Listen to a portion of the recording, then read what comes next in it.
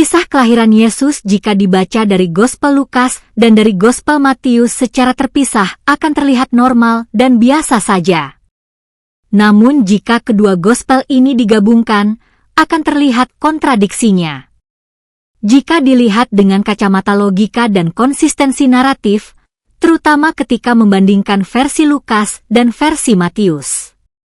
Salah satu persoalan mendasar adalah perbedaan alur cerita yang tidak sekadar variasi sudut pandang, tetapi tampak seperti dua rangkaian peristiwa yang sulit disatukan secara kronologis.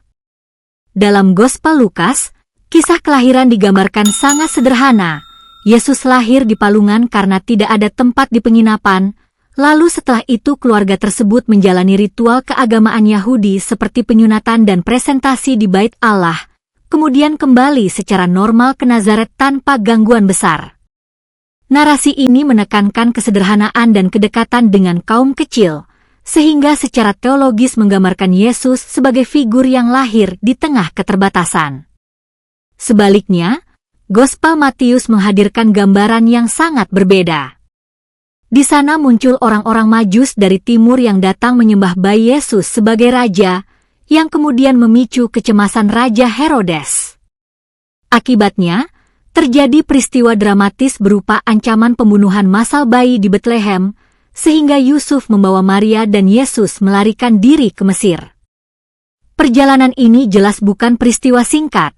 Secara logika geografis dan kondisi zaman, perjalanan ke Mesir membutuhkan waktu berbulan-bulan dan menunjukkan situasi darurat yang serius.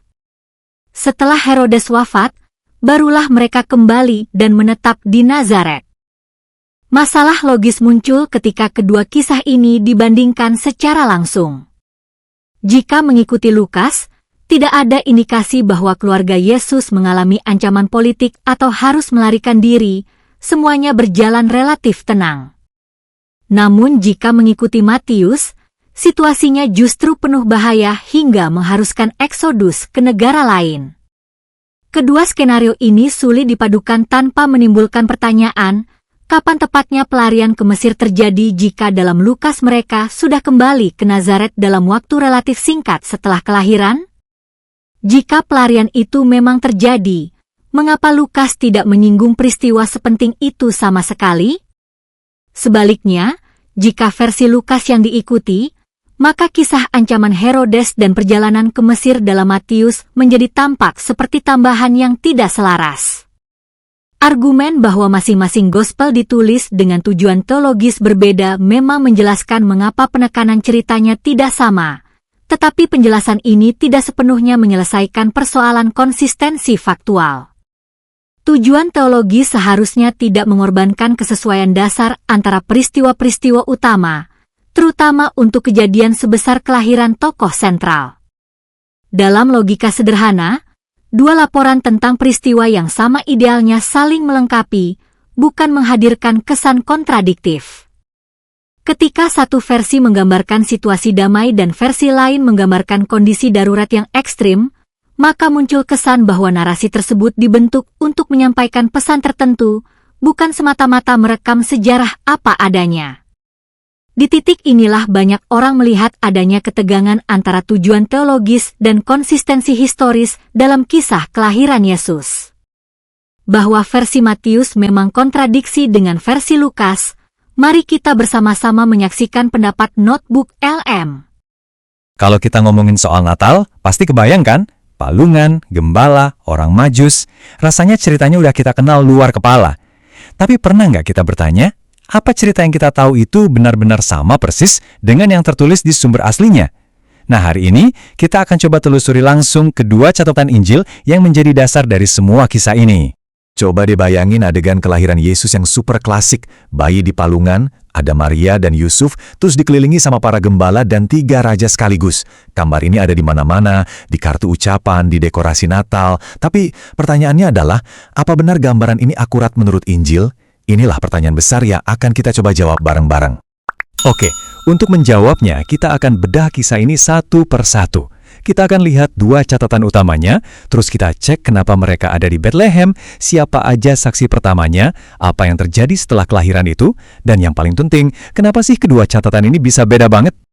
Oke, kita mulai ya. Hal pertama yang perlu kita pahami adalah cerita Natal yang kita kenal sekarang ini sebenarnya adalah gabungan dari dua narasi yang sangat berbeda. Yang satu dari Injil Lukas dan yang satunya lagi dari Injil Matius. Keduanya sama-sama menceritakan kelahiran Yesus, tapi dengan cara yang sangat-sangat berbeda. Nah, ini nih yang menarik. Kalau Anda baca cerita versi Lukas aja atau versi Matius saja, ceritanya tuh terasa lurus-lurus aja, mengalir. Masalahnya baru muncul ketika kita coba menggabungkan kedua cerita ini jadi satu. Disitulah mulai kelihatan ada hal-hal yang ya nggak nyambung dan saling bertentangan. Yuk kita mulai dari awal perjalanannya. Kenapa sih Yusuf dan Maria bisa sampai ada di Bethlehem? Di sini saja kita sudah langsung ketemu perbedaan besar yang pertama antara kedua catatan Injil. Menurut Lukas, alasannya sangat spesifik. Ada sensus dari pemerintah Romawi yang mengharuskan mereka pulang kampung dari Nazaret ke Bethlehem. Tapi, kalau kita lihat di catatan Matius, sensus ini nggak disebut sama sekali. Malah, narasinya seolah-olah menyiratkan kalau mereka memang sudah tinggal di Bethlehem. Dua alasan yang beda banget untuk berada di kota yang sama, kan? Oke, kita lanjut ya. Sekarang kita masuk ke momen kelahirannya dan siapa saksi mata pertamanya. Di bagian ini, sekali lagi, detailnya sangat berbeda antara Lukas dan Matius. Lukas memberikan kita gambaran yang sangat sederhana dan bisa dibilang darurat. Bayi Yesus diletakkan di palungan, tempat makan hewan karena semua penginapan sudah penuh. Tapi, coba kita lihat Matius. Dia bilang orang Majus mengunjungi Yesus di sebuah rumah. Sebuah palungan di kandang versus sebuah rumah. Ini kan dua latar belakang yang suasananya kontras banget. Terus siapa pengunjung pertamanya? Lukas menceritakan tentang para gembala, orang-orang lokal biasa yang dapat kabar dari malaikat. Di sisi lain, Matius menceritakan tentang orang Majus, para cendekiawan terpelajar dari negeri yang jauh. Dan ini penting banget untuk dicatat, di ceritanya Matius nggak ada gembala. Sebaliknya, di ceritanya Lukas nggak ada orang Majus sama sekali. Jadi, masing-masing kelompok ini eksklusif hanya ada di satu Injil. Nah, sekarang kita sampai di salah satu perbedaan yang mungkin paling dramatis. Apa yang dilakukan keluarga ini setelah Yesus lahir? Di sini, ceritanya benar-benar pecah kedua arah yang sama sekali berbeda. Menurut Lukas, ceritanya cukup simpel. Setelah semua ritual selesai, mereka pulang ke rumah mereka di Nazaret. Selesai. Tapi, Matius menyajikan sebuah drama yang menegangkan banget. Ada peringatan lewat mimpi, terus pelarian yang berbahaya ke Mesir untuk kabur dari perintah Raja Herodes yang mau membunuh semua bayi, dan mereka harus tinggal di pengasingan selama bertahun-tahun. Lini masa ini nunjukin masalahnya dengan sangat jelas. Oke, keduanya setuju kalau Yesus lahir di Bethlehem. Tapi setelah itu, ceritanya nggak bisa disambungin. Apakah mereka langsung pulang ke Nazaret, seperti kata Lukas, atau mereka kabur ke Mesir selama beberapa tahun, seperti kata Matius? Keduanya nggak mungkin terjadi secara bersamaan. Kalau kita paksa gabungin, ceritanya jadi aneh dan bertentangan. Jadi, kalau ceritanya ternyata beda banget, pertanyaan besarnya adalah, kenapa? Apa ini cuma salah tulis atau gimana? Ternyata, analisis dari berbagai sumber menunjukkan bahwa perbedaan ini bukan sebuah kebetulan, tapi justru merupakan pilihan yang disengaja oleh penulisnya. Nah, ini kuncinya. Para penulis Injil itu bukan sejarawan di zaman modern yang tujuannya cuma mencatat fakta kering apa adanya. Mereka adalah teolog. Mereka menyusun sebuah narasi untuk menyampaikan pesan yang kuat tentang siapa Yesus itu. Jadi, setiap detail yang mereka pilih untuk diceritakan, atau bahkan yang mereka pilih untuk tidak diceritakan, itu semua punya tujuan teologis. Dan disinilah kita bisa lihat tujuan mereka dengan jelas. Lukas, dia fokus pada kerendahan hati, dan pesan bahwa Yesus datang untuk orang-orang yang terpinggirkan. Makanya, dia menyorot para gembala, yang dianggap kaum rendahan, dan palungan yang sederhana.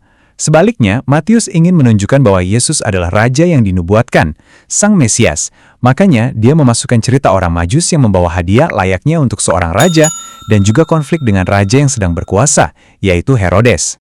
Kutipan ini benar-benar merangkum dilema historisnya dengan pas. Ketika kita mencoba menggabungkan kedua cerita ini menjadi satu laporan kejadian, detail-detailnya saling berbenturan. Ya, karena memang kedua cerita ini tidak pernah dirancang untuk digabungkan dari awal.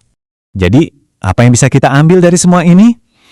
Daripada melihat perbedaan ini sebagai sebuah masalah, kita bisa melihatnya sebagai sebuah kesempatan. Dengan membaca setiap kisah secara terpisah sesuai aslinya, kita justru mendapatkan pemahaman yang jauh lebih kaya tentang dua potret Yesus yang berbeda, tapi sama-sama kuat. Yesus sang penyelamat bagi kaum tertindas menurut Lukas, dan Yesus sang Raja Mesianik menurut Matius. Ini akhirnya membawa kita pada satu pertanyaan penutup yang lebih luas. Analisis ini menunjukkan dengan sangat jelas bagaimana niat seorang penulis bisa membentuk total cara sebuah cerita disampaikan. Dan ini adalah sesuatu yang patut kita renungkan, gak cuma untuk teks-teks kuno, tapi juga untuk semua cerita dan narasi yang kita temui setiap hari.